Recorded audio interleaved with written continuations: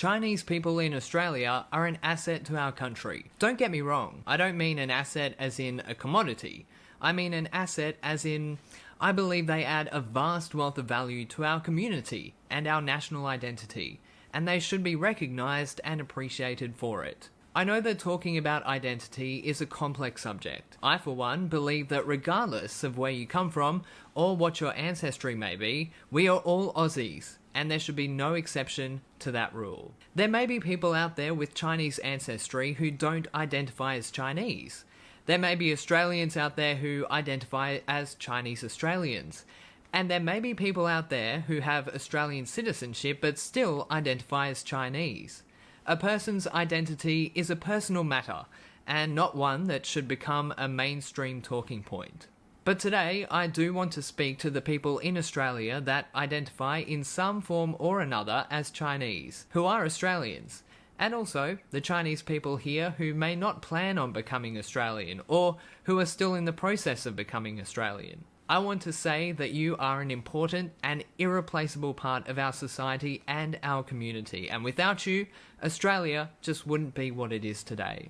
A couple of days ago, I visited Toowoomba, a city not far from where I live, and I came across an alley dedicated to recognising the contributions that the Chinese community in the city has made over the years.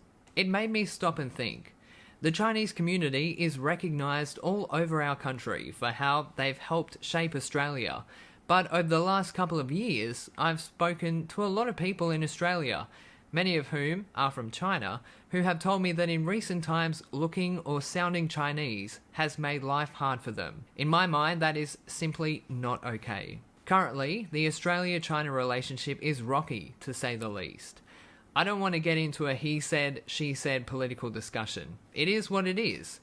But the fact that Chinese people in Australia have felt ostracised in any way here is just not okay.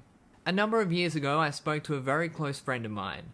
He complained to me that Australia was misrepresenting itself as a multicultural open society. Without going into too many details, while he was studying here in Australia, he was attacked in the street one night, simply for being Chinese, and was seriously injured.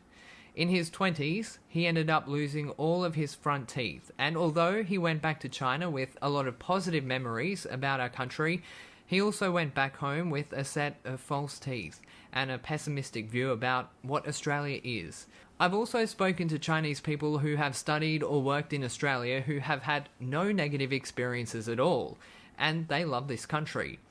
The fact that many Chinese people have had positive experiences